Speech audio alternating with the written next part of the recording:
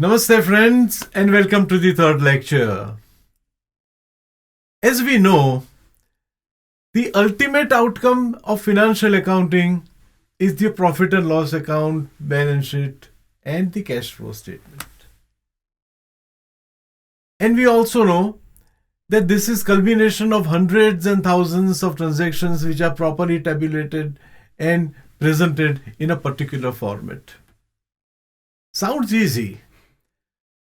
But there are certain ground rules which have to be followed, and we have to understand what those ground rules are.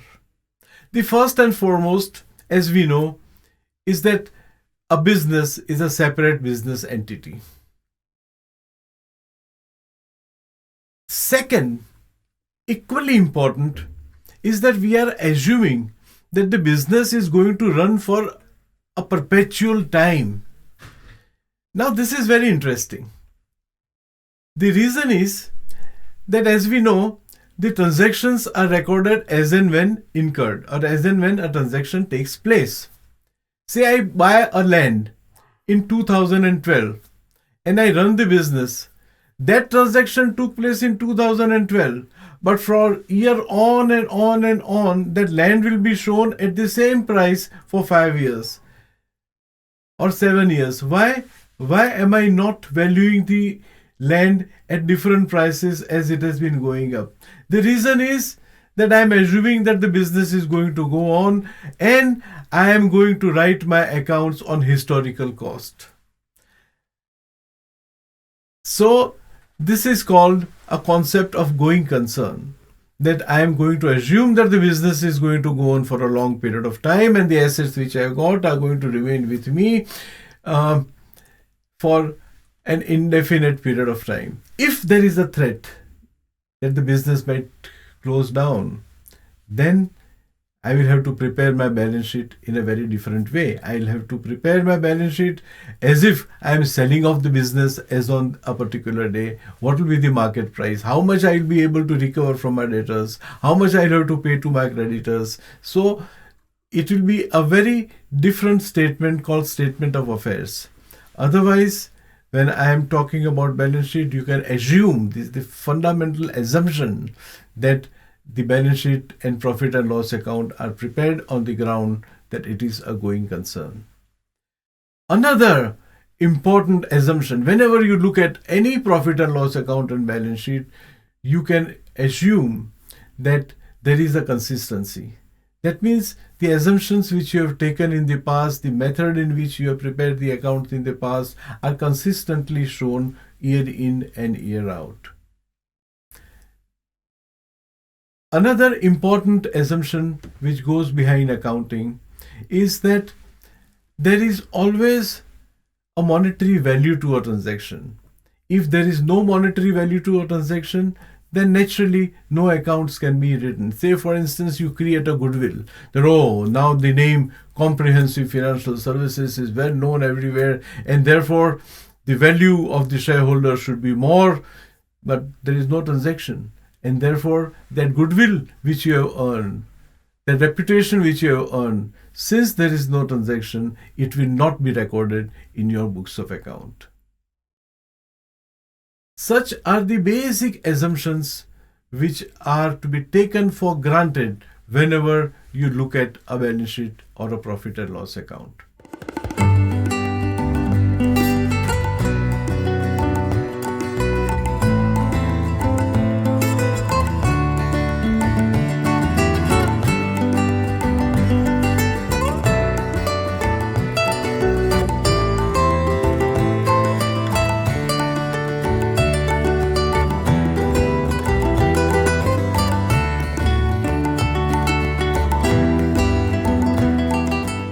Now, in preparing this balance sheet and profit and loss account, there are certain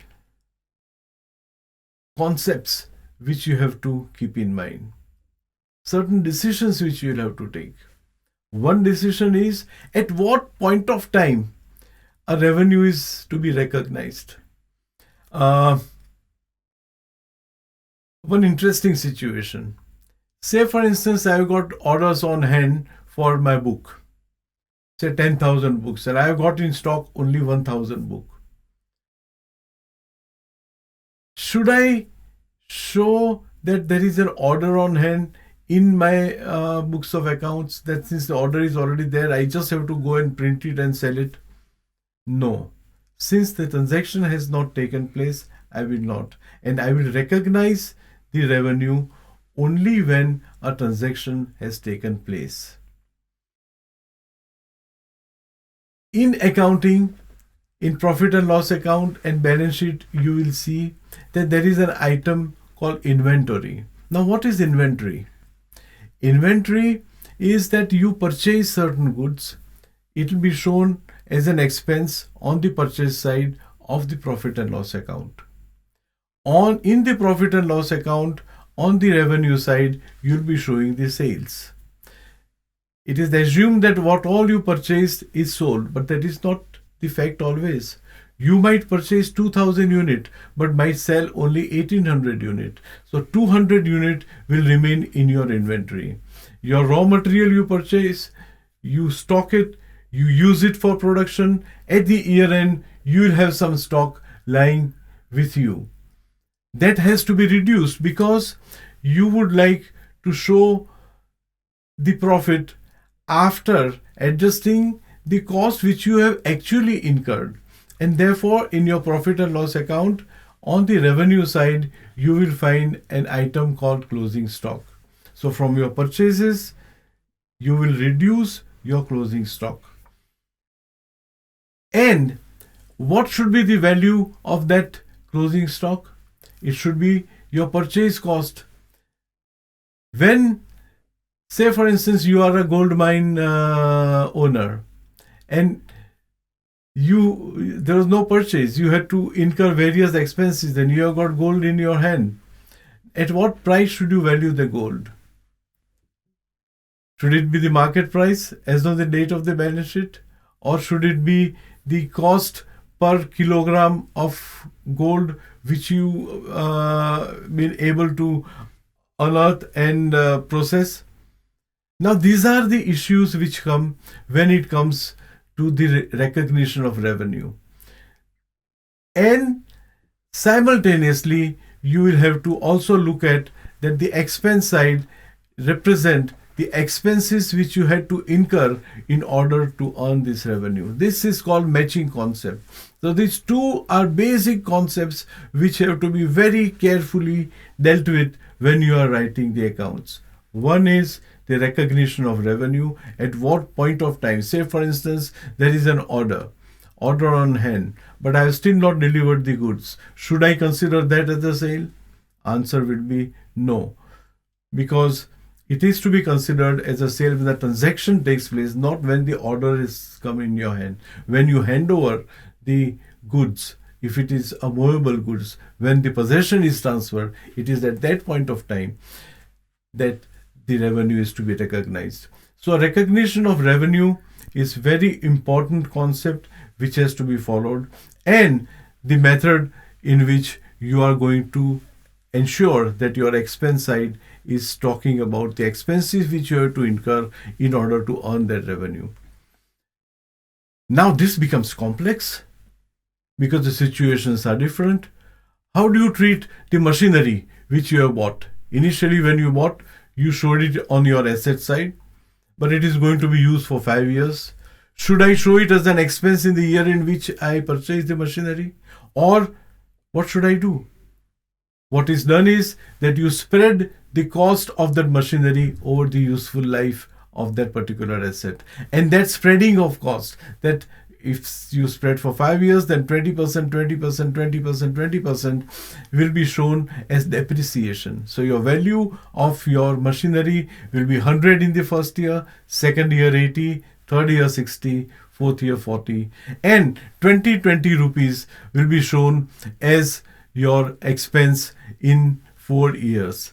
So that's how you spread your cost. Depreciation is nothing else but spreading of a one-time cost which you incurred.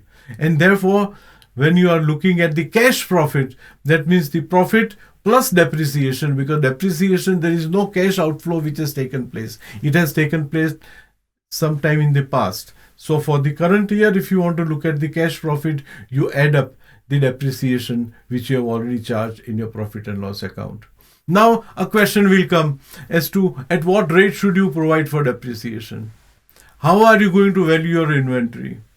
How are you going to say you incur a huge expenditure on advertising? You are introducing a new product and you incur huge expenditure. Benefit of that is going to come over 5 years or 6 years or 7 years.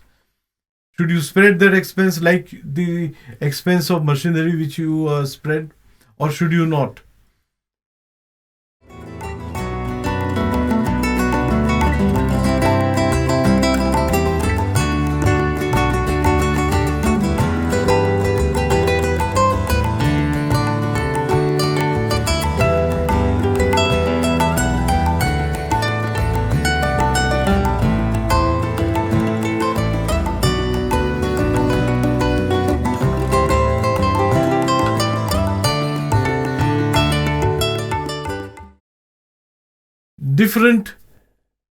Different countries have been following different method of setting up standards. Fortunately, over last 5 or 7 years, the accounting boards of world over have come out with an accepted common accounting standards. And even Indian accounting standards have been framed on various issues which require some specific application of mind while preparing. If it is done, then a person who is looking at your balance sheet or who is taking decision based upon his interpretation of your financial strength, he understands what you are trying to, what are the basic assumptions which have gone behind preparation of this particular statements. And these are called generally accepted accounting principles. There are Indian accounting standards, there are international accounting standards, and these standards have to be followed.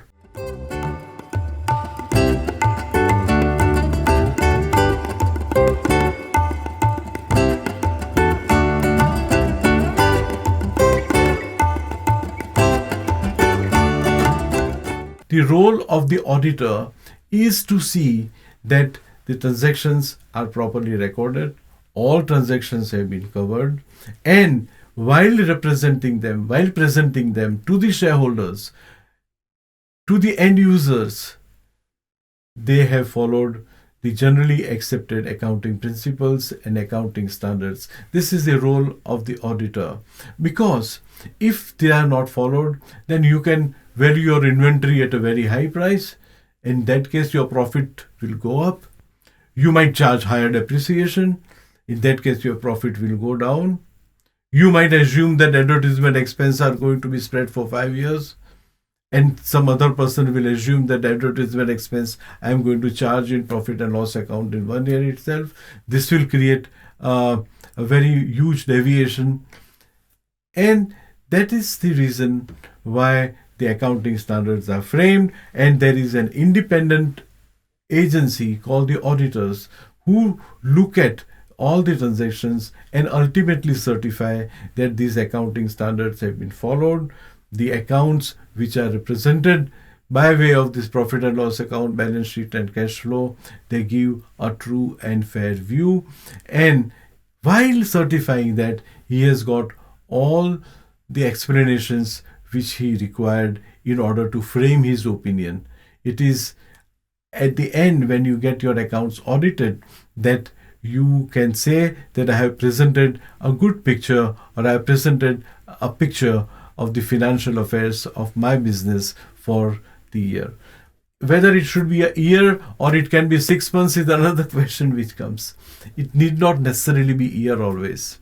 The year end also need not always be 31st December or 31st March, right? It is up to you. In India, 31st March is generally accepted as the year end, whereas if you go to UK or US, 31st December is accepted as the year end.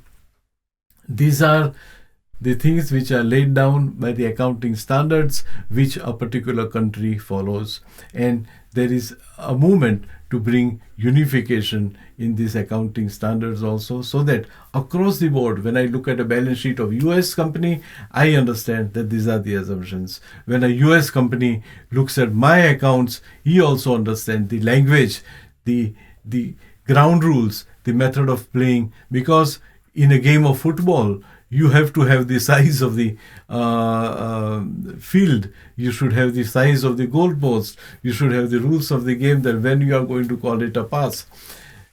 Similarly, in accounting also, you need certain standards which have been laid and which are also being checked by way of auditors.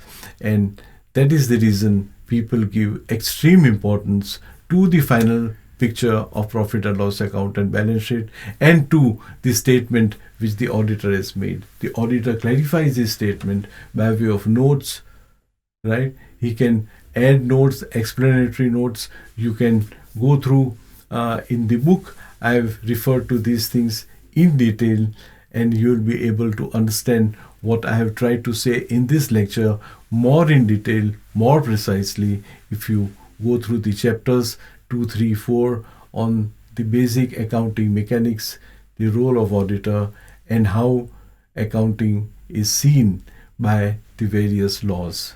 Thank you very much.